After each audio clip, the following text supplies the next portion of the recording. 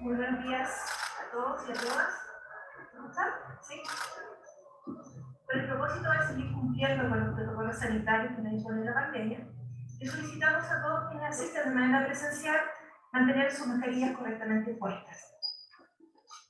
En nombre de la Universidad de las Américas, sede de Viña del Mar, y la Subdirección de Vinculación con el Medio y Comunicaciones, les damos la más cordial bienvenida a la charla magistral La inteligencia artificial en la educación y la cultura, evento que realizamos con motivo de la inauguración de las actividades académicas UTLA sede de Viña del Mar. Saludamos en un minuto a quienes nos acompañan. Nuestra vicerrectora de la Universidad de las Américas, sede de Viña del Mar, Paola Espejo. Nuestro vicerrector académico, don Jaime Pater. La directora académica de nuestra sede, UTLA, Viña del Mar, Daniela Velázquez. Octavio Pules, que se encuentra remotamente desde Italia, nuestro experto en la Organización Nacional de las Naciones Unidas y expositor de la señora María José Escobar, Raquel Pessoa y Romina Torres, académicas representantes de universidades de la región de Valparaíso y panelistas de este evento. Integrantes del Comité Regional de Ciencia, Tecnología e Innovación para el Desarrollo de la región de Valparaíso, los integrantes del Consejo Asesor de Vinculación con el Medio de UTLA sede de Viña del Mar, directores de carrera, académicos y estudiantes de la universidad, invitados especiales y a todos quienes están conectados de manera online. Con motivo de la inauguración de nuestras actividades académicas, hemos organizado la charla magistral La inteligencia artificial en la educación y la cultura, evento que tiene como objetivo conocer y analizar la aplicación e impacto de la inteligencia artificial en los ámbitos de educación y cultura, siendo esta una herramienta potencial para el desarrollo de prácticas innovadoras en los procesos de enseñanza, aprendizaje y en la promoción cultural, en miras de acelerar la consecución de la Agenda Educación Mundial 2030 bajo el marco del Objetivo de Desarrollo Sostenible número 4. Esta actividad cuenta con la exposición del connotado filósofo argentino Octavio Pules, especialista internacional de UNESCO en diversidad cultural, creatividad digital e inteligencia artificial, siendo uno de los expertos que participó en la redacción de la recomendación sobre la ética de la inteligencia artificial, el primer instrumento normativo mundial sobre esta temática para los Estados miembros de la UNESCO. Además, tendremos en el panel de conversación integrado 3 académicas de reconocidas universidades de la región. Antes de partir con la charla magistral, invitamos a nuestra vicerrectora de la sede, Paola Espejo, para que entregue un saludo a quienes han sumado a esta actividad.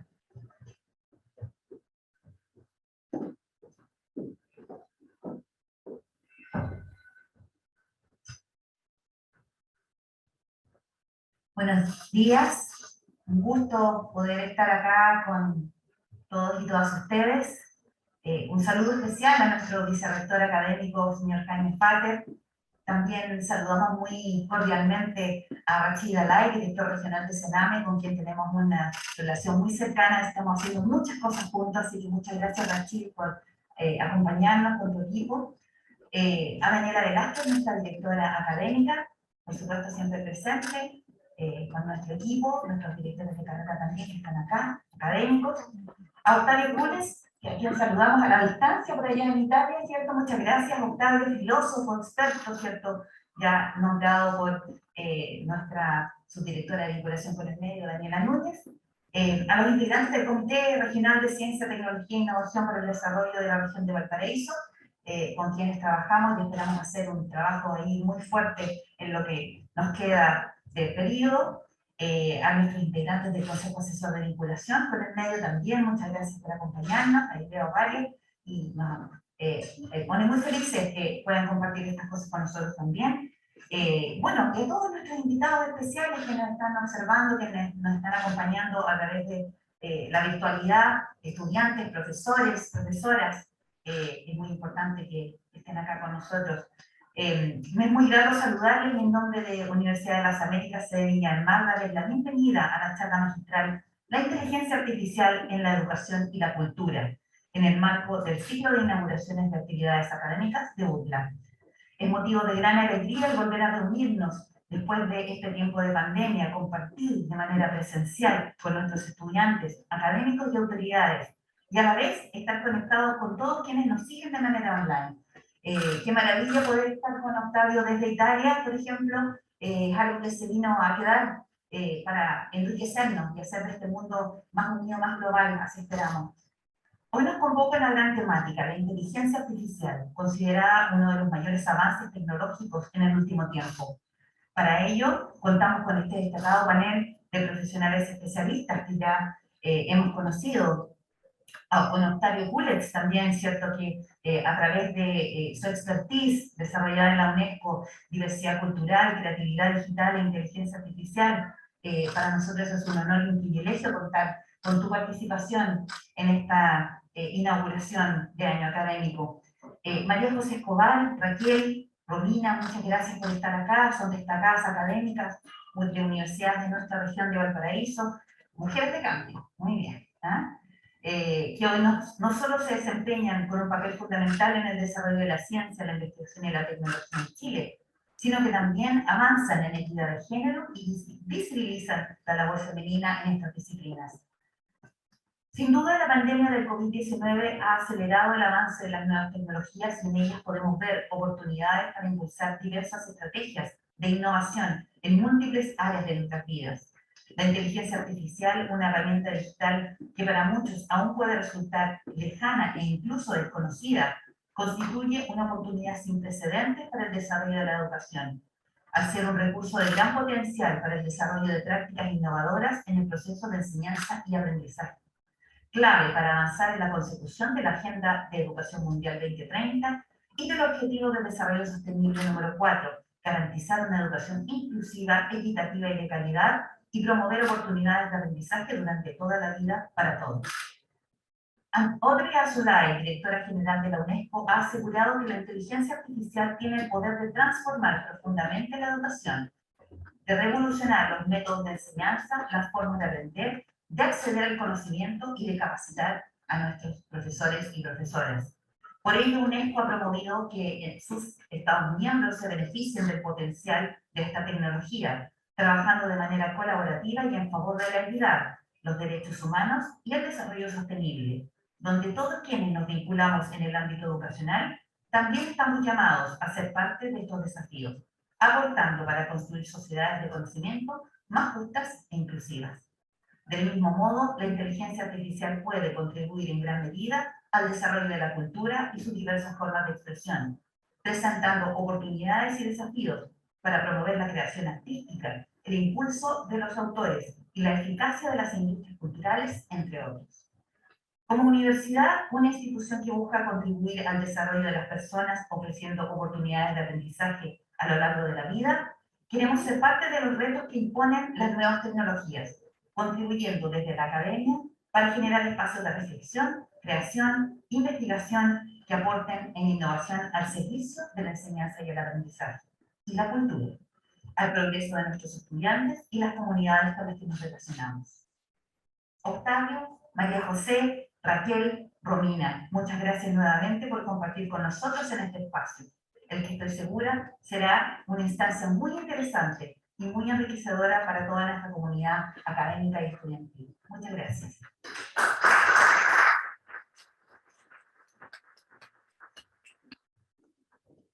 Agradecemos el saludo y palabras de nuestra vicerrectora y a continuación presentaremos al destacado expositor que desde Italia nos acompaña para dar inicio a las actividades académicas de nuestro campus.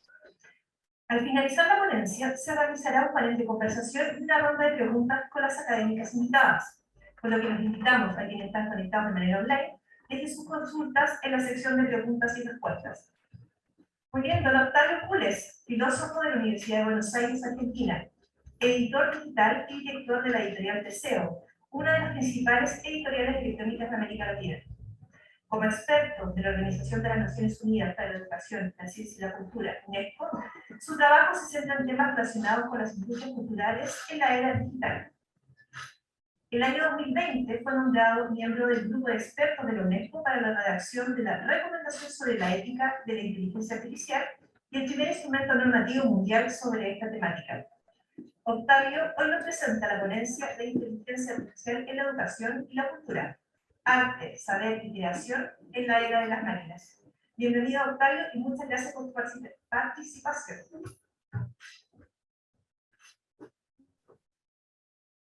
Hola, muy buenos días a todos, a todas. Muchísimas gracias por la invitación, muchísimas gracias Paola, Cintia, Daniela. Es para mí un honor estar aquí con ustedes. Me encuentro en este momento en Torino, en Italia, y bueno, estar en contacto de una forma tan directa, a pesar de que nos separan miles de kilómetros, es otra muestra de las grandes ventajas de las nuevas tecnologías, ¿no?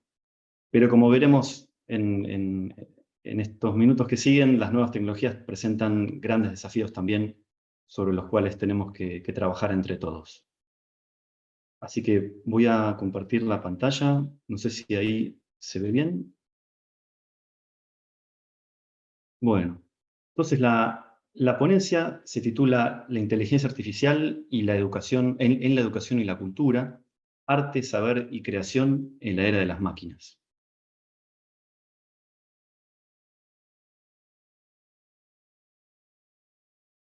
En la actualidad, la inteligencia artificial constituye un tema prioritario en la agenda política, económica, social, a escala global. Acá vemos, por ejemplo, un titular muy reciente del diario El Español, que indica que quien domine la inteligencia artificial dominará el mundo. Y es así como en muchas conferencias, foros internacionales y debates, escuchamos discusiones sobre cómo la inteligencia artificial, por ejemplo, impactará en áreas como la medicina. En casos ya que son muy conocidos, en los cuales una IA, una inteligencia artificial, permite detectar algunas enfermedades e incluso predecir enfermedades, a veces mucho mejor que un médico. En el área de manufacturas es la famosa industria 4.0, la robotización de las fábricas, la automatización de los depósitos de mercaderías. Ahí también está la inteligencia artificial. En defensa, acá vemos una foto de drones autotripulados que avanzan en enjambre, es el término técnico, enjambre de drones que se comunican de forma automática mediante algoritmos para atacar a determinado objetivo. También en el área de transportes, en la movilidad urbana, bueno, los vehículos autotripulados o vehículos autónomos los encontramos cada vez más en los periódicos, en las noticias. Tesla es un caso entre otros.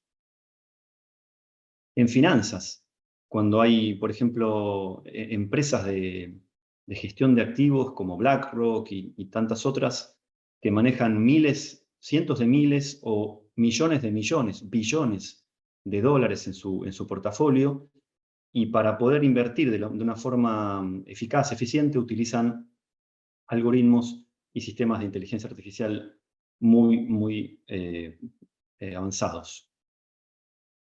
Pero, ¿qué ocurre con la educación y la cultura? En general, se habla poco de cómo la inteligencia artificial va a cambiar el trabajo de los profesores, de los maestros, de los estudiantes, o cómo va a impactar todo lo que tiene que ver con, bueno, las tareas de los directivos, de las autoridades docentes, cómo va a impactar en las familias, en los padres. Y se habla aún menos, en los grandes foros sobre IA, se habla aún menos de la cuestión de la cultura, cómo la IA va a transformar por completo la vida de los artistas, también el funcionamiento de las industrias culturales y creativas, e incluso el comportamiento de las audiencias. Y me parece que estos dos sectores son fundamentales y tenemos que reponerlos en el centro del debate, en el centro de la discusión sobre la IA.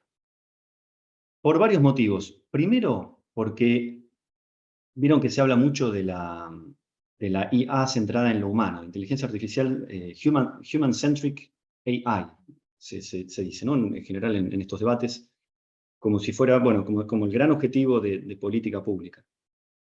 El tema es que si no incluimos la educación y la cultura, difícilmente vamos a poder tener una IA centrada en el humano, o en el ser humano, porque precisamente son la educación y la cultura lo que nos hace humanos. Podemos vivir sin drones autotripulados, sin vehículos autónomos, sin finanzas algorítmicas, pero no podemos vivir sin educación y sin cultura. Por eso creo que es fundamental hablar de cómo la IA va a impactar estos sectores e inversamente cómo estos sectores pueden repercutir en el desarrollo de la IA en el futuro. Entonces, ya hoy por hoy, la inteligencia artificial está siendo utilizada en educación y cultura para, por ejemplo, generar toda clase de contenidos educativos o contenidos culturales tales como textos, canciones, pinturas. Seguramente recuerdan, hace ya unos 3 años, un poco más de 3 años, un cuadro que fue concebido con una inteligencia artificial por un conjunto de artistas franceses, se vendió a más de $400.000 en Nueva York en las subastas en Christie's. Y eso mostró que, bueno, que ya la IA estaba impactando muy fuerte en el terreno creativo. Y en el sector cultural, bueno, la capacidad que tienen estos sistemas para generar contenidos, para personalizar los materiales en función de las necesidades de los alumnos, para detectar anticipadamente qué estudiante puede llegar a dejar el curso, ¿no? Es el tema de los dropouts. Eso también es clave. Entonces, veíamos en la slide anterior la educación y la cultura como un output, como un resultado de la inteligencia artificial. Y en esta segunda slide, lo que me interesaba mostrar era sobre todo que el saber y la cultura también pueden ser input. ¿Por qué? Porque en las soluciones de inteligencia artificial actuales, que funcionan sobre todo con aprendizaje automático, las máquinas necesitan ser alimentadas con grandes cantidades de datos. Y esos datos provienen en muchísimos casos de expresiones culturales y contenidos educativos.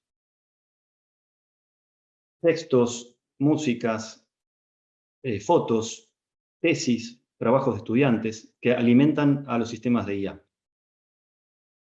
Entonces, en las dos puntas de la inteligencia artificial encontramos la educación y la cultura. Pero podemos ir abajo también de la inteligencia artificial, como hacia las raíces, para encontrar que también allí está la educación y la cultura. ¿Por qué? Porque cuando hablamos de robots, la palabra robot surge no de la ciencia, sino que surge del arte. Surge de una obra de teatro del año 1920 de un dramaturgo checo llamado Karel Čapek. La obra se llamaba RUR, Rossum's Universal Robots. Y en la obra fue una de las primeras que mostró esta idea del ser humano como creador de máquinas, en la misma tradición que Frankenstein, pero el ser humano como creador de máquinas de forma industrial, que son estos robots, que los ayudan en sus tareas, pero que luego se rebelan. Una obra bellísima, que les sugiero leer si no la han leído, porque es realmente muy, muy bella y anticipa muchas de las tendencias que ocurrieron después. La palabra robot en checo significa esclavo.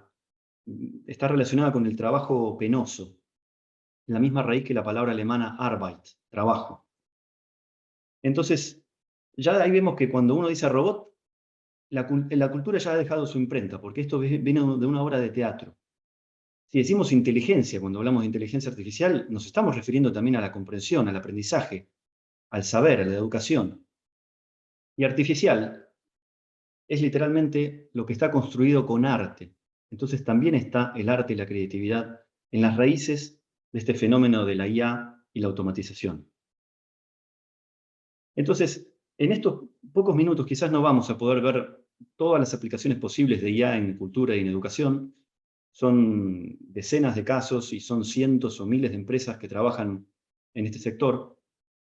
Lo que sí vale la pena mencionar es que, si bien en las últimas décadas, por lo menos en los últimos 50 años, sobre todo con la aparición de las computadoras personales, las nuevas tecnologías se han utilizado a fondo en el sector de la enseñanza, de la educación y de la cultura. Pero hay que pensar que es en la última década, sobre todo, que aparece esto verdaderamente, que cambia bastante las reglas de juego, que es el aprendizaje automático, el machine learning, que, como mencioné brevemente antes, trabaja a partir de datos. O sea, uno entrena la máquina, entrena los algoritmos con grandes cantidades de datos, y eso constituye una diferencia con respecto a los métodos anteriores, que trabajaban más con reglas predeterminadas. Entonces el programador predefinía algunas reglas para la máquina y la máquina luego las ejecutaba. Ahora uno alimenta la máquina con datos y a partir de ahí la máquina puede realizar una predicción, generar un nuevo contenido, etc. Los líderes más claros en este segmento son Estados Unidos y China, muy de lejos, y luego vienen atrás Reino Unido, Francia, Canadá, Israel, Japón, Corea del Sur, podríamos agregar a Alemania también en la lista. América Latina, nuestros países están mucho más atrás por un tema de escala, ¿no? De escala de inversión. Vamos a ver después un gráfico que muestra un poco las proporciones. En cualquier caso, lo que me parece importante señalar, y que esto seguramente podemos luego conversarlo más en detalle en el momento, si se llega a haber tiempo para algunas preguntas, es que la utilización de aprendizaje automático en los sectores de la educación y de la cultura traen consigo muchísimas oportunidades. ¿Por qué? Porque en primer lugar está esta cuestión de la personalización que mencionaba antes, en donde un profesor, gracias a sistemas de IA, puede adaptar un contenido en función de las necesidades explícitas de un alumno o de una alumna, pero también del comportamiento y de tal vez algunas prioridades implícitas que el sistema detecta en esos alumnos. También constituyen una oportunidad en términos de accesibilidad. ¿Por qué? Porque los sistemas de IA permiten convertir, por ejemplo, texto en audio para personas con dificultades visuales. También pueden convertir imágenes en audio. Y en todas las direcciones posibles vemos que la IA puede asistir a los usuarios que necesitan esa mayor accesibilidad con los contenidos, ya sea contenidos educativos, contenidos culturales. Y una idea muy interesante de la que se habla cada vez más es esta idea del ser humano aumentado, en donde el ser humano no es reemplazado necesariamente por la máquina, sino que se asiste, encuentra una asistencia, un sostén en la máquina, que lo ayuda, por ejemplo, a tener más inspiración, a encontrar variantes para una obra que está creando o para un trabajo que está escribiendo. Entonces la idea del ser humano aumentado, la tecnología como una oportunidad para aumentar nuestra capacidad creativa, para aumentar nuestra capacidad cognitiva. Otra oportunidad de la IA en estos sectores tiene que ver con que están disminuyendo abruptamente las barreras de entrada para la creación de contenidos multimedia. Pensemos, por ejemplo, en un estudiante de música que quiere componer una sinfonía, pero aún no cuenta con, perdón, se me pasó de slide, pero aún no cuenta con los conocimientos necesarios de orquestación o de arreglos. Así que en esos campos que tiene todavía pendientes, puede utilizar una IA para recibir ayuda. Es más, las barreras bajan tanto que ni siquiera tendría que tratarse de un estudiante de música. Podría ser cualquier usuario final, sin ningún conocimiento particular de música, que ya será capaz de de generar una sinfonía o cualquier tipo de canción o de música, simplemente regulando algunos parámetros que le ofrece la plataforma. Hay que pensar, además, que estas tecnologías implican un salto de productividad abismal, ¿no? Con respecto al pasado. Porque una pequeña empresa supongamos, de arreglos o de efectos audiovisuales, que antes hubiera necesitado varios días o hasta semanas para editar un video en donde, por ejemplo, hay un automóvil y que hace falta borrar ese automóvil de toda la escena, eso hubiera insumido horas o días de trabajo manual. Ahora, con herramientas disponibles, se puede eliminar el automóvil simplemente rodeándolo, seleccionándolo, haciendo clic y se borra el automóvil en toda la escena. Eso trabaja con inteligencia artificial. Entonces es un salto de productividad, de eficacia, de eficiencia. La IA también va a permitir ofrecer nuevos servicios, ya sea para empresas culturales o para el sector educativo, ¿no? Hay una proliferación ahora de startups creativas, también de startups en el sector de lo que se conoce como EdTech o EduTech, o sea, las tecnologías aplicadas al sector de la educación, y la IA realmente es una de las herramientas más empleadas en estos nuevos servicios.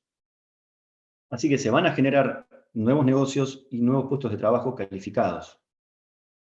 En general, estos puestos de trabajo altamente calificados, bueno, son empleados que acceden a sueldos altos. Entonces, desde el punto de vista económico, esto también es una ventaja para el ecosistema. Y por último, pero no menos importante, hay que tener en cuenta que ya estamos asistiendo, y en el futuro será aún más pronunciada, esta verdadera explosión de contenidos educativos y culturales. Al ser tan sencillo crear contenidos multimedia, bueno, vamos a ver que la escala va a ser, el aumento va a ser exponencial, ¿no? en los contenidos disponibles, y esto será un gran beneficio para el público y para los estudiantes. Como dos ejemplos, simplemente que les quería mostrar, tal vez leyeron en las noticias recientemente el caso de DALL-E. Es un juego de palabras, ¿no? Sería como Dalí, como Salvador Dalí, pero es un sistema de inteligencia artificial que fue creado por la empresa OpenAI. La empresa OpenAI fue fundada por Elon Musk y Sam Altman. Tiene una potencia de cálculo fenomenal el sistema que manejan ellos. No solo tienen DALL-E como un sistema de generación de imágenes, sino también el sistema GPT-3, un modelo de lenguaje que permite generar textos de todo tipo, ya sea textos de lenguaje natural o código de programación. Pero estas tres imágenes vienen bien como muestra, porque acá el usuario le pidió a DALL-E, simplemente con un comando de lenguaje natural, le dijo: generanos un reloj de forma pentagonal verde. Y ven que es impresionante la cantidad de variantes que propone la máquina. En el medio, esta fue la que más me llamó la atención. Construí un sillón con forma de palta. Y ven que incluso la máquina consideró que el carozo de la palta podía funcionar como almohadón en el sillón. Es bastante impresionante, ¿no? Todo esto funciona con sistemas de IA. A la derecha, otro caso de Dalí, le piden a la máquina que pinte un cuadro al óleo con estilo entre onírico y estilo Renoir, de perros jugando al póker. Y ven ahí los perros pintados, es realmente impresionante. GPT-3, que es el generador de textos, hace cosas igualmente impresionantes. Así que esto me parece que hay que ponerlo en el contexto, ¿no? De explosión de contenidos, el humano aumentado que encuentra inspiración, porque un diseñador le puede pedir a la máquina que le genere bocetos, como vemos en estos casos, y luego inspirarse para hacer un objeto físico. Así que realmente va muy rápido y las oportunidades son considerables. Pero no todas son oportunidades, porque también hay enormes desafíos. Y quisiera mencionar solo algunos, y luego podríamos avanzar un poco más, pero tal vez en el debate. Pero el primer desafío es que es la brecha digital, ¿no? Es como una condición sine qua non para que exista inteligencia artificial. Es superar esa brecha. Si tenemos en cuenta que un 40% aproximadamente de la humanidad no tiene acceso a Internet, bueno, y vemos que hay miles de millones de personas que no van a poder aprovechar los beneficios de una IA, ya sea como consumidores o como creadores. También hay una brecha en términos de conocimientos, hay una falta de conocimientos y competencias sobre la inteligencia artificial en general y sobre el aprendizaje automático en particular.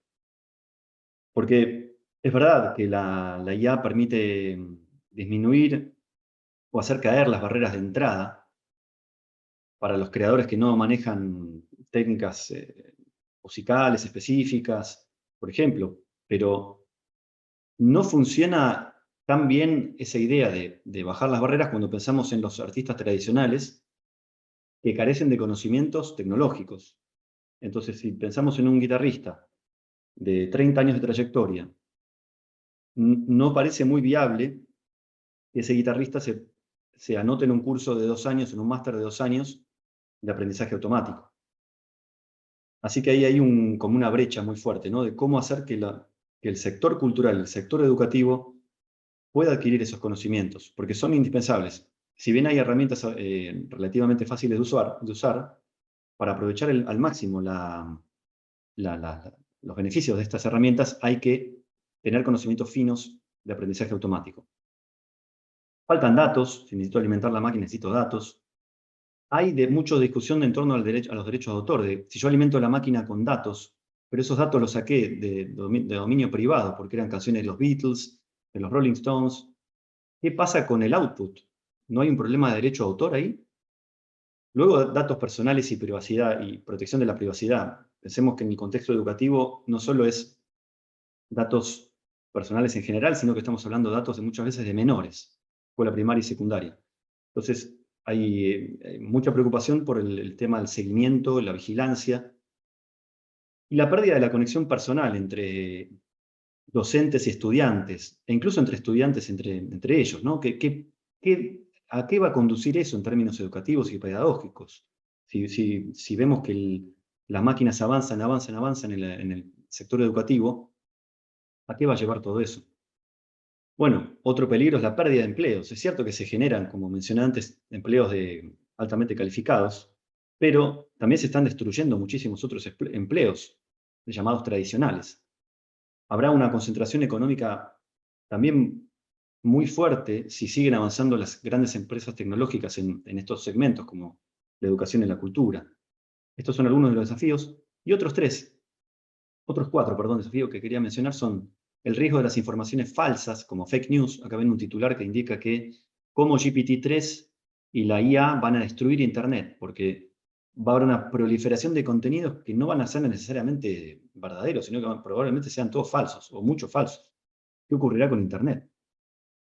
Luego, esta idea de desequilibrios norte-sur, ¿no? Acá ven la proporción que les mencionaba al comienzo de inversiones privadas, en este caso, en Estados Unidos en ocre, color ocre arriba, China en color naranja, y muy, muy lejos, Reino Unido, Israel, Canadá, Alemania, Japón, etc., ¿no? América Latina mucho más lejos aún. Y el problema de la burbuja perfecta, yo lo señalé en un paper para la UNESCO en 2018, de cómo la personalización extrema o llevada al extremo de los contenidos culturales, pero también educativos, podríamos pensar, lo que puede llevar es a una situación en la que no haya solamente burbujas de comunidades, como se decía, burbujas de filtros, sino burbujas individuales, en la que podemos llegar a ser alimentados por las máquinas de una forma muy, muy customizada, personalizada, en donde se va debilitando el vínculo con los otros y el piso común de la cultura y de la educación. Y una fractura que no solo es digital, por falta de infraestructura, sino que se vuelve una fractura educativa y creativa. ¿Por qué? Porque si en el norte tienen acceso a datos, a poder de cómputo y a competencias que en el sur no están disponibles, podemos llegar a ver que en el futuro, quizás, como vemos en este ejemplo, que es un ejemplo real, las máscaras africanas del futuro no se van a crear en África, sino que se van a crear en laboratorios de investigación en IA de Silicon Valley o de Tianjin en China. Así que hay una fractura creativa y educativa que va a ser muy, muy difícil de revertir. La cuestión de los sesgos quedaría para horas y horas de discusión, sesgos de género, cómo las máquinas, dentro de el funcionamiento mismo de los algoritmos o en los datos que han recibido para alimentarse, introducen sesgos, estereotipos relacionados con género, relacionados con el origen étnico de los usuarios o con la religión. Les iba a dar un ejemplo de Google, pero después lo podemos ver más en detalle, porque no creo que nos dé el tiempo. El aprendizaje profundo a veces es considerado una caja negra, en la que ni siquiera quien ha concebido el sistema a veces entiende por qué la máquina llegó a cierta conclusión. Y hay sesgos también, no solo en los datos y en los algoritmos, sino también en la aplicación concreta de las soluciones de IA. Por ejemplo, ¿por qué el sistema de Amazon se llama Alexa? El sistema de Apple de asistente vocal se llama Siri. Son todos nombres de mujeres. Y hay muchos investigadores que señalan esto como un claro sesgo de género que muestra la falta de diversidad en los equipos de trabajo de las grandes empresas tecnológicas, que están generalmente conformadas por un plantel de entre 75 y 80% de hombres jóvenes blancos. Entonces vemos que ahí hay muchísimos estereotipos de género que hacen que, según estas investigaciones, el rol de la mujer aparezca simplemente como un rol pasivo, ¿no? Como asistente vocal, simplemente. Alexa, Siri y Cortana podríamos agregar, ¿no? Como si fuera una secretaria. Eso es claramente un estereotipo de género. En este caso les recomiendo el informe de la UNESCO, I Blush If I Could, que tiene que ver con toda esta situación del rol de la mujer detrás de los asistentes vocales. Luego está esta idea de que si tenemos oportunidades y desafíos, bueno, hay que transitar por un camino en el medio que logre aprovechar al máximo las oportunidades y mitigar los desafíos. ¿Cómo podemos hacer esto? Bueno, podemos luego discutirlo más en detalle, pero yo creo que la capacitación es fundamental. Capacitación en IA avanzada. Por ejemplo, Finlandia ha introducido un programa para capacitar entre 1 y 2% de su población en técnicas de aprendizaje automático, pero también en IA básica para el resto de la población. Vinculación profesional. Es clave que el sector educativo en todos los niveles y el sector cultural, también en toda la cadena de valor, tenga mayor vinculación con los actores tecnológicos, con startups, con programadores, desarrolladores de aplicaciones, con empresas tecnológicas más grandes. Y que haya una mayor diversidad de actores, que incorporen no solamente actores del norte, sino también del sur, y que dentro de los equipos de trabajo haya mayor pluralismo y diferentes sectores sociales representados. Reforzar el ecosistema de datos, para que haya más datos abiertos, interoperables y disponibles para todos los interesados.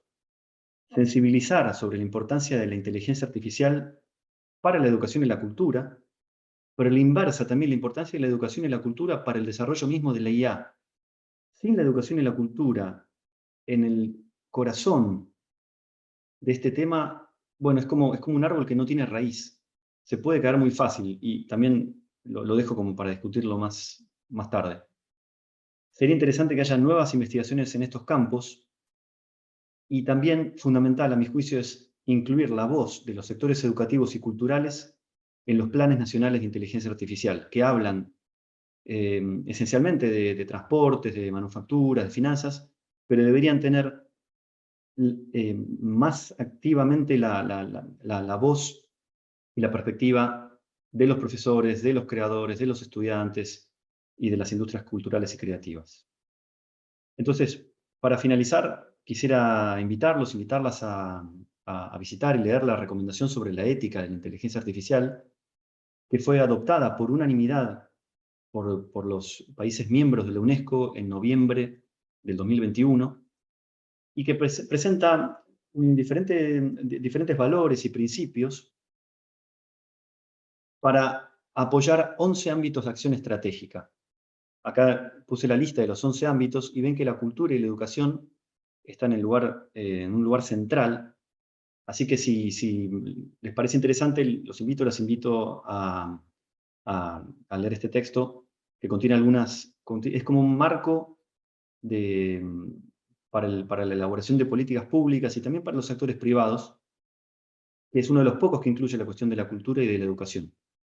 Así que, para cerrar mi intervención, quería agradecerles muchísimo esta posibilidad de compartir ideas, y también insistir en esta noción de la colaboración y de salir de la burbuja, ¿no? Que es uno de los grandes peligros en la era de las máquinas, para pasar a una etapa de co-creación y de cooperación. Entonces creo que en cualquier ámbito del trabajo en el entorno digital, este proverbio africano muy antiguo tiene más vigencia que nunca. Y dice: si quieres ir rápido, camina solo. Si quieres llegar lejos, ve acompañado. Muchísimas gracias.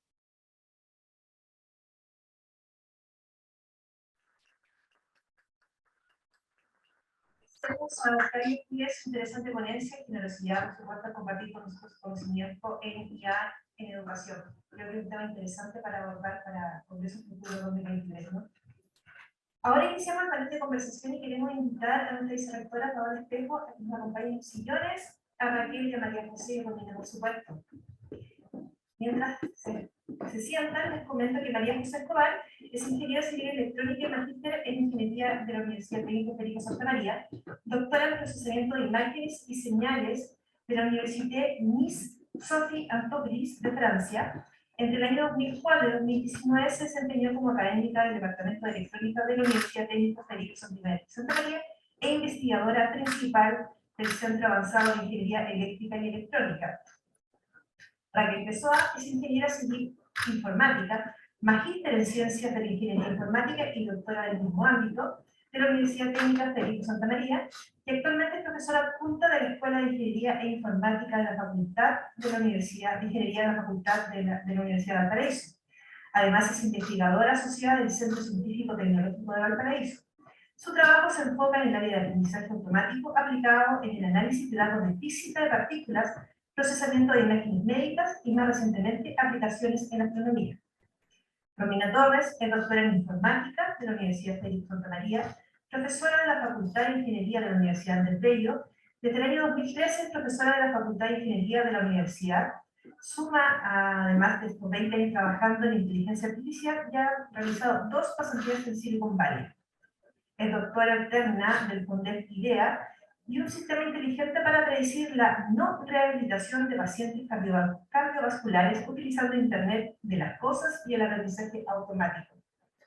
Bienvenidas María José, Raquel y Romina, y muchas gracias por aceptar nuestra invitación, y dejo con ustedes a nuestra vicerrectora Paola Espejo.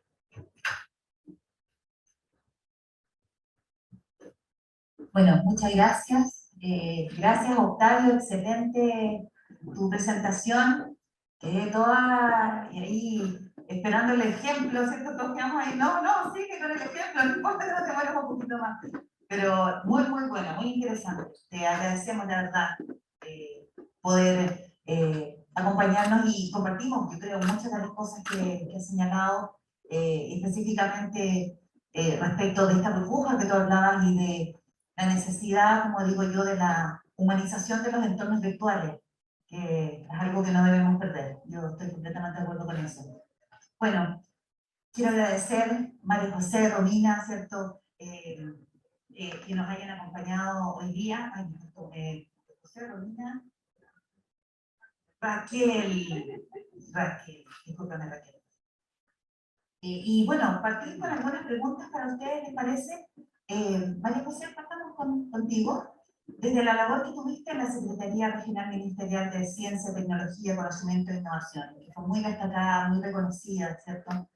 ¿Qué puedes compartirnos respecto del desarrollo de la inteligencia artificial en Chile, específicamente de la Política Nacional de Inteligencia Artificial? Muchas gracias, Paola. Gracias, Octavio, por la presentación. Bueno, sí, efectivamente me tocó ser secretaria regional de Ciencia, Tecnología, Conocimiento e Innovación, un ministerio que se estaba formando y se naciendo. Bueno, como ministerio nos tocaron abordar varias políticas nacionales. Una fue la Política Nacional de Ciencia, la otra fue una Política Nacional de Igualdad de Género en Ciencia y Tecnología, que todo viene de la mano y tiene un impacto tremendo en esta realidad actual. Y una tercera que tiene que ver con la Política Nacional de Inteligencia Artificial.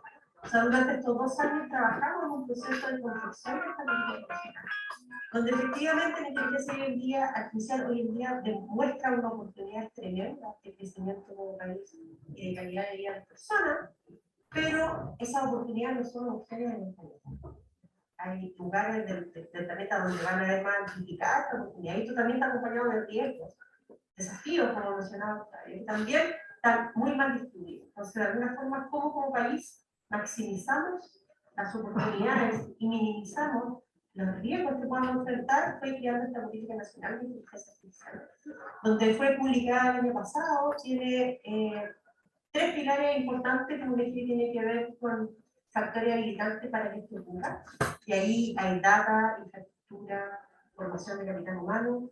Hay un segundo que tiene que ver con desarrollo y adopción de la inteligencia artificial.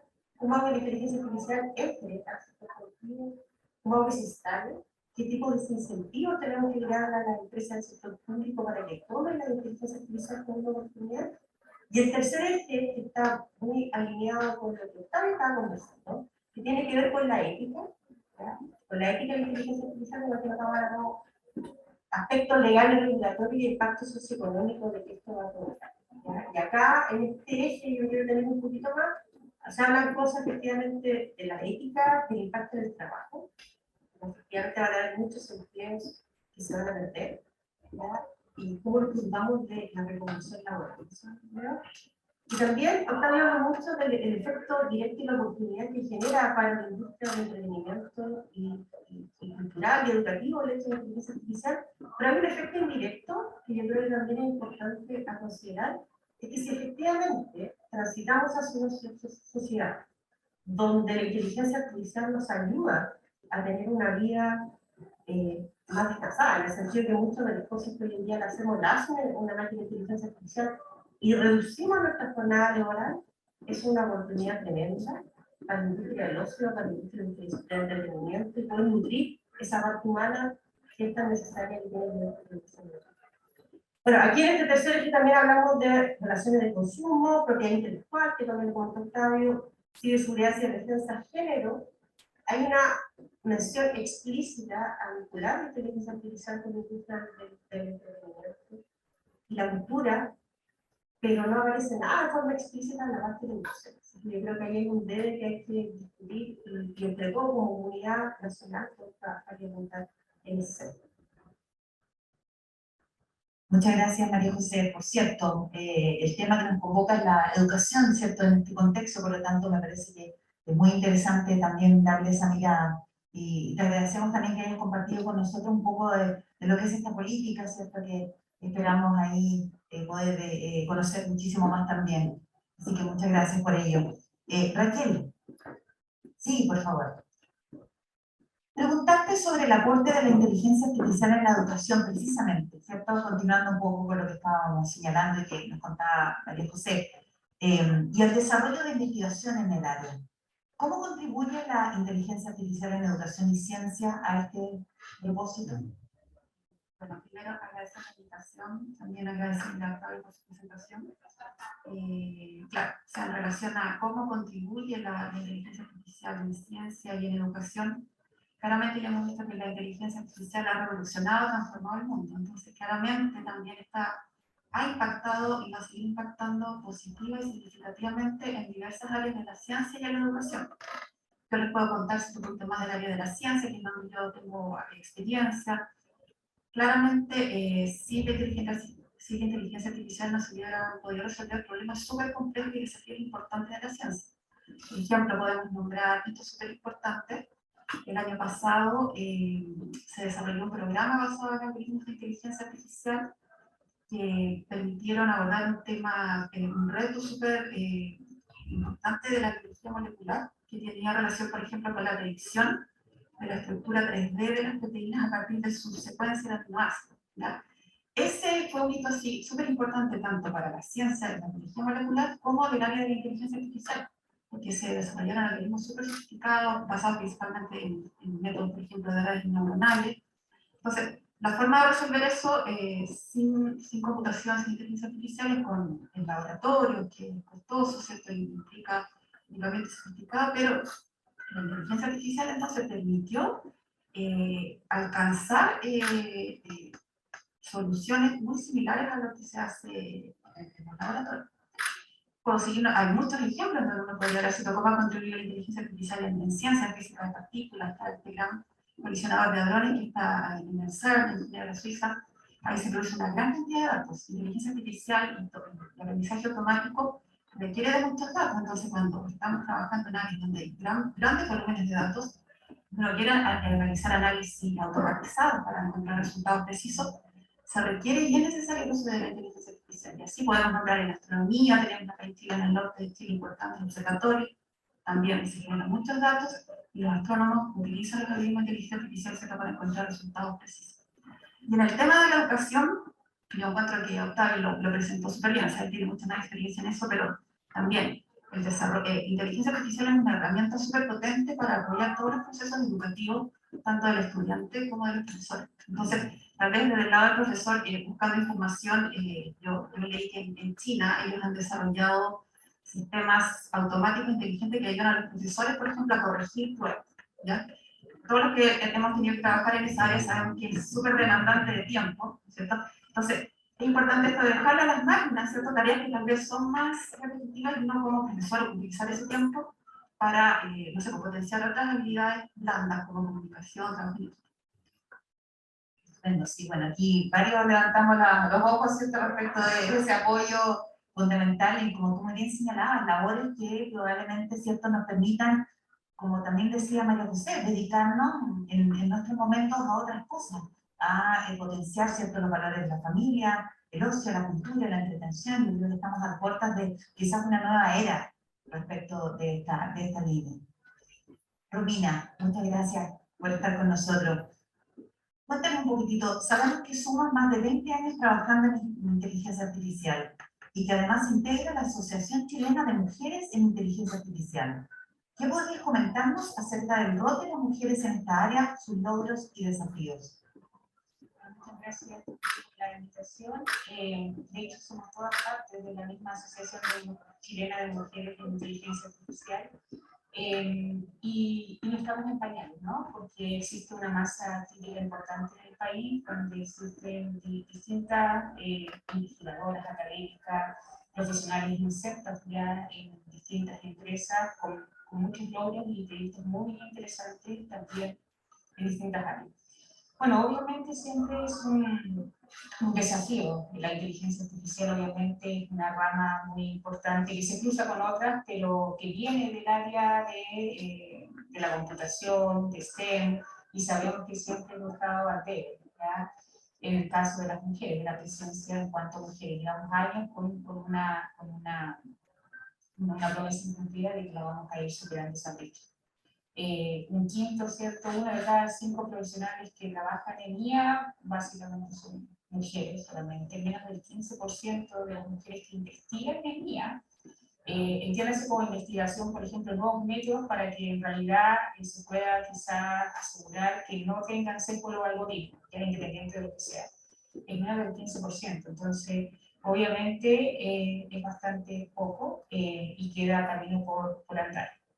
Así como lo es para el caso de STEM, tenemos grandes desafíos, mucho de desconocimiento, mucho también de prejuicios, muy humano, ¿no? De prejuicios, de sesgos, de estereotipos, básicamente, de qué tipo de trabajo es para la mujer y qué tipo de trabajo quizás es más adecuado, no sé, un guardia de seguridad quizás es para un hombre, ¿no? Y bueno, y en ese sentido, ¿cierto? Lo que se busca básicamente es poder también como parte de la asociación es poder bajar un poco esos estereotipos, igual como lo hacen otros organismos de STEM, y poder ayudar a visibilizar el rol de la mujer en inteligencia artificial, en proyectos, y en los que coopera, porque en realidad la inteligencia, o lo bonito, ¿cierto?, que está en los proyectos en los que uno trabaja, es que en realidad no es que vas a trabajar solamente quizás con puros técnicos, ingenieros, quizás hombres, sino que son proyectos realmente interdisciplinarios. Por ejemplo, incluso ese mismo proyecto que se mencionaba, que es con la Fundación Kaplan, de Rehabilitación Cardiovascular, nosotros trabajamos durante, de hecho terminó ahora, pero no había terminado, seguimos trabajando. Y es un proyecto donde trabajamos con distintos profesionales de distinto tipo, con pacientes, con personas trasplantadas, ¿cierto? Con nutricionistas, donde realmente quizás desafíos como los que aparecían ahí, que tienen que ver con el tema, el derecho a la explicación, ¿no? Cuando dicen que es un derecho a la explicación de por qué el crédito no se me dio, también, ¿cierto? Los clínicos necesitan saber por qué la máquina dice o predice tal cosa, para que pueda tomar realmente a tiempo una medida y poder ayudar, por ejemplo, a rehabilitar a esa persona, que es lo que se busca finalmente, independiente sea tecnológico o no. Entonces, en ese sentido, y alineado, ¿cierto?, con nuestro rol y con los desafíos, nosotros vemos como principal desafío poder llegar a más mujeres, pero obviamente es un trabajo que parte desde temprana edad. Existen distintos tipos de herramientas, nosotros en la región hemos ido trabajando harto tiempo en eso, con distintos cursos de programación, de IoT, Machine Learning for Kids, que es fantástico porque sale con una app, ¿cierto?, usando digamos, como caja negra un poco, distintos algoritmos, todo eso ayuda, ¿cierto?, a acercar también a las niñas, a las mujeres, a esta área, que es un área, ¿cierto?, que finalmente van a estar trabajando en proyectos de alto impacto. Entonces, en ese sentido, yo creo que el mayor desafío es la falta de visibilización y, en cierta manera, ¿cierto?, la asociación, que de hecho nació impulsada, ¿cierto?, por María José también, en gran parte, busca eso, visibilizar a las mujeres niñas, visibilizar los proyectos en los que trabajan, poder mentorizarla, no es solamente darle un curso, sino que es acompañarla durante su vida académica, o sea, su vida profesional. De manera que desde pequeña adquiere herramientas, que esta asociación no solamente tiene académicas, que uno puede decir, quizás como la universidad, no, incluye también muchos role models que están insertos en distintas empresas que son bastante importantes y que por lo tanto lo que busca es justamente después arrastrar a estas mismas chicas que quizás las ayudaste quizás en el colegio para poder meterse en esta área, para enamorarse un poco del área, porque con ellos, ¿cierto?, van a poder trabajar en salud, en educación, y van a poder eficientar justamente o que esa área en la que están trabajando logre un mayor impacto. ¿Por qué? Porque va a ser más rápido, más eficiente, va a llegar a más gente, va a llegar a lugares remotos, etc. Y que además en el tiempo, ¿cierto?, a medida que van avanzando, que están estudiando en institutos, en distintos lugares, también puedan hacer sus propios emprendimientos. A partir de esto, ¿cierto? De manera que Chile, y ojalá Valparaíso también cumpla un poco esa promesa, ¿cierto?, de que en realidad nosotros exportemos tecnología para el mundo. Bueno, en particular, esos son como los principales desafíos, y en el área de educación, insisto, que no estamos tampoco en variables, hay varias personas, hay proyectos de distintos tipos, nosotros incluso acá en la región tenemos un proyecto que se llama TICLA, que incluso por temas de pandemia se dio una oportunidad, en el sentido de la falta de campus clínicos. ¿Ya? Los tecnólogos médicos necesitan X horas, por ejemplo, en campus clínicos.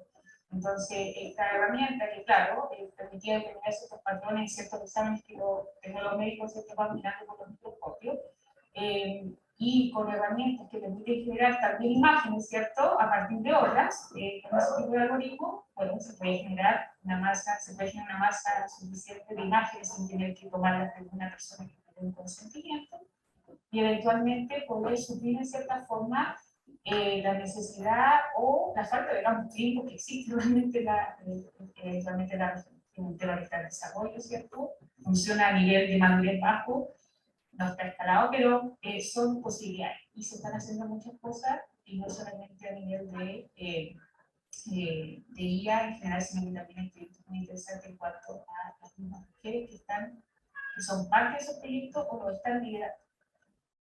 Fantástico, muchas gracias, Romina, muchas gracias a ustedes por sus intervenciones tan oportunas e interesantes. Tenemos también algunas preguntas de nuestro público que nos acompaña de manera virtual también y presencial, así que Daniela nos va a comentar ahí. Gracias, doctora. Tenemos algunas preguntas de manera presencial. Sí, por favor, termina. A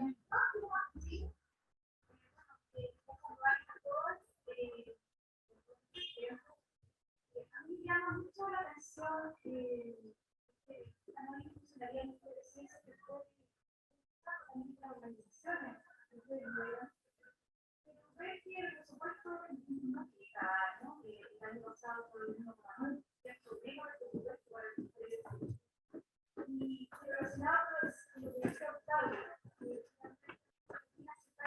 demasiado atrás. Con la inversión y compromiso además que los Estados han hecho con cumplir el objetivo de desarrollo sostenible de los 2030. ¿Cómo se impacta ustedes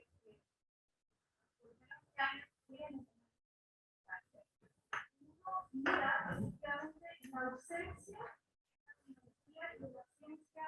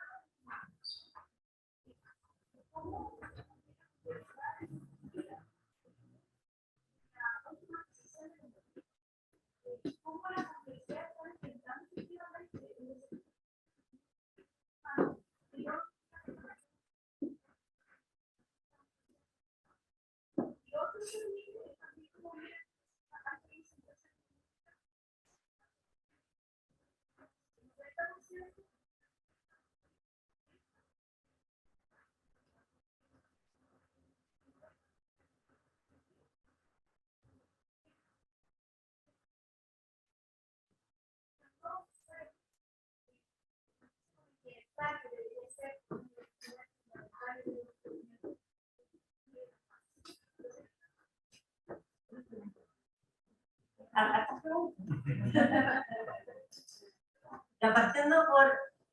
Yo soy académica de la Universidad de Santa María y salí un rato a que me interesa. Puse la tarea para ver el mundo del otro lado y ahora estoy de vuelta en la academia. Pero efectivamente, lo del presupuesto del año pasado, hay un detalle técnico, ¿no? Hay un dinero que en realidad no se podía generar en el programa, así que lo cuenta con presupuesto, en realidad un aumento de 8%. Y el crecimiento del presupuesto de ciencia es algo muy complejo, porque no puede crecer de la forma actual que se está financiando la ciencia. El sistema no lo permite.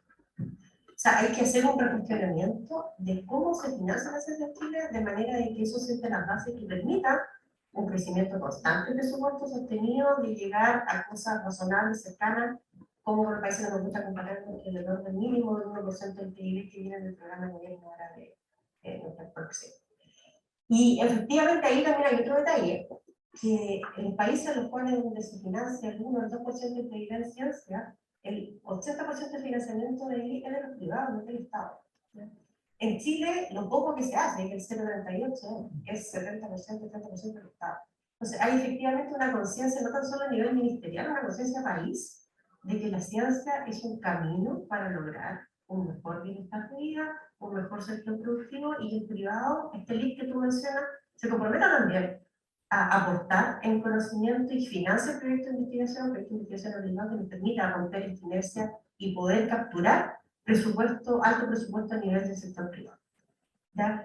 Con respecto, y esa reflexión también, no solo al empezar también a la universidad. La universidad, el rol de la universidad no está solo formar personas, no está solo formación, hay mucho que la universidad tiene que ser responsable también de cómo ese conocimiento sale de la universidad y se vincula con el resto de la sociedad. Y ve las mismas oportunidades y necesidades. Hoy en día hay automatización, hay que tirar cursos de forma rápida que nos permitan hacer reconversión laboral por nuevas tecnologías y aquellas personas que hoy en día están perdiendo su empleo. Cómo el quehacer de investigación de la universidad se vincula con la oportunidad regional y aquellas cosas que nos identifican como territorio también es un vacío hoy en día. La universidad está muy encapsulada entre ella y también una reflexión que tiene que ir hasta a todas las casas de estudio, también de cómo el quehacer interno de la institución no es solo formar personas, sino que también vincular el conocimiento científico que ahí se realiza con el resto de la sociedad. Y por último, este nicho de empresa, bueno, ahí había un fuerte trabajo en impulsar unas empresas que son distintas, que son las empresas basadas en ciencia y tecnología. ¿Ya? Hay pocas de ellas, son muy distintas a cualquier otro tipo de empresa, sus necesidades son complejas, son diferentes. Ellos no saben de marketing, no saben de muchas otras cosas, saben mucho de ciencia. ¿Cómo preparamos un ecosistema que permita el florecimiento de esas cosas? Cuando estaba en el ministerio detectamos un montón de fallas, hay muchas tapones en el sistema público que impiden el crecimiento de esa empresa y que hay que aplanar y solucionarlo de manera si queremos efectivamente volcar nuestra economía hacia empresas que estén más vinculadas con el conocimiento y no con el extractivismo. Necesitamos una política pública que permita el crecimiento de esa empresa y necesitamos que los grandes conozcan a los chicos, que los grandes controlen la tecnología nacional y es un compromiso social. Gracias, María José. También, Janina, un poco responder tu consulta acerca de qué estamos haciendo en las universidades respecto de este cierto movimiento que existe. Es algo que efectivamente las universidades venimos mirando con detención desde hace varios años, este cambio que está ocurriendo de la desaparición de algunos puestos de trabajo, de algunas especialidades, pero también para dar paso a otras, que también lo señaló Octavio en su presentación. Yo creo que el éxito va a estar precisamente en eso, en reconvertir, en retransformar, en estar siempre anticipándose para tratar de hacer los cambios lo más rápidamente posible. Yo creo que las universidades, las instituciones de educación superior deben ser dinámicas en términos de sus análisis curriculares y las ofertas que tienen desde el punto de vista académico, precisamente porque tienen que estar a tono con lo que está ocurriendo en el medio. Así que precisamente yo creo que ese es uno de los grandes desafíos y estamos trabajando para ello. Bueno, entró el tiempo y las 9 preguntas, más sé que hay algunas preguntas acá presenciales, pero les voy a hacer la invitación de que las podamos tener más adelante en una segunda oportunidad o en el café que nos vamos a invitar. Y también porque tenemos nuestro público en forma remota. Así que agradecemos el diálogo e intercambio de experiencias que se ha dado en esta instancia y también la participación de nuestro expositor internacional, Octavio Cules, a quien te dejamos cordialmente invitado y agradecemos por la próxima oportunidad. A nuestras panelistas, María José Escobar, Raquel Pessoa y Romina Torres, destacadas académicas de la Universidad de Santa María, la Universidad Valparaíso y la Universidad Andrés Bello.